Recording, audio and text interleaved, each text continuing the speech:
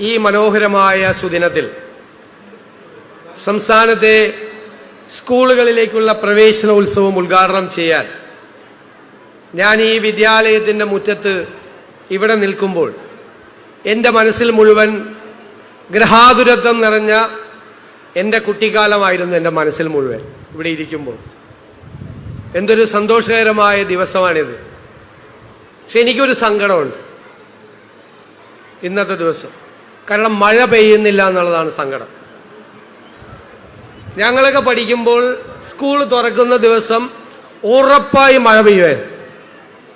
നിങ്ങൾ ഭൂരിഭാഗം പേര് സ്കൂൾ ബസ്സിലൊക്കെയാണ് വരുന്നത്. ഞങ്ങളെല്ലാവരും അന്ന് നടന്നാണ് സ്കൂളിലേക്ക് പോയിരുന്നത്. വെള്ളം തട്ടിത്തെറിപ്പിച്ച് കുറേ മഴ കൊണ്ട്, കുടയുണ്ടെങ്കിലും കുട മാറ്റിപ്പിടിച്ച് അങ്ങോട്ടും ഇങ്ങോട്ടും കളിച്ച് വളർന്നൊരു വരവുണ്ട്. മഴയില്ലാത്തതിൻ്റെ ഒരു വിഷമം എനിക്ക് തോന്നുന്നു.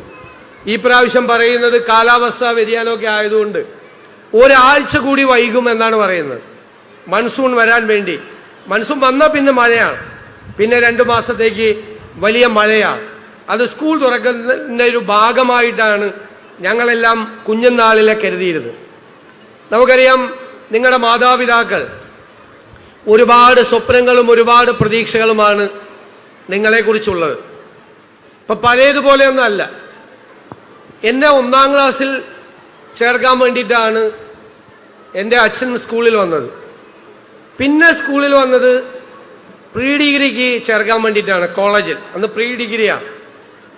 അല്ലാതെ ഞാൻ പഠിച്ച 10 കൊല്ലം സ്കൂളിലും 12 കൊല്ലം കോളേജിൽ പഠിച്ചതിൻ്റെ ഇടയിൽ ഒരിക്കലും എൻ്റെ വീട്ടിൽ നിന്ന് ആരും എന്നെ അന്വേഷിച്ച് വന്നിട്ടില്ല. 2-3 കുഴപ്പമൊക്കെ കാണിച്ചപ്പോൾ വീട്ടിൽ നിന്ന് ആളെ വിളിച്ചുകൊണ്ട് വരാൻ പറഞ്ഞെങ്കിലും ഞാനതങ്ങ് കൈകാര്യം ചെയ്തു. ഇപ്പം അതാണോ? ഇപ്പം മാതാപിതാക്കൾ, പ്രത്യേകിച്ച് അമ്മമാർ, കുട്ടികളുടെ കാര്യത്തിൽ എന്തൊരു ശ്രദ്ധയാണ്. കിൻഡർ ഗാർഡനിൽ തന്നെ കുട്ടികളെ ചേർക്കുമ്പോൾ അവർ രാവിലെ തയ്യാറായി കുട്ടികളെ അണിയിച്ചൊരുക്കി, അല്ലേ, സ്കൂൾ ബസ്സിൻ്റെ അവിടെ കൊണ്ടുപോയി അല്ലെങ്കിൽ KG ക്ലാസ്സിൽ കൊണ്ടുപോയി ചേർക്കുന്നു. കേരളത്തിലെ വിദ്യാഭ്യാസ രംഗത്തുണ്ടായ പുരോഗതിയിൽ വലിയ പങ്ക് വഹിച്ചിട്ടുള്ളത് കേരളത്തിലെ അമ്മമാരാണ് എന്ന് ഞാൻ പ്രത്യേകം പരാമർശിക്കാൻ ആഗ്രഹിക്കുന്നു. അവരുടെ കുഞ്ഞുങ്ങളോടുള്ള ശ്രദ്ധ, അവരുടെ പഠനകാര്യത്തിലുള്ള ശ്രദ്ധ.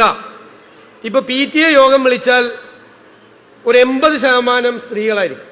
വളരെ കുറച്ച് പുരുഷന്മാരേ വരുള്ളൂ.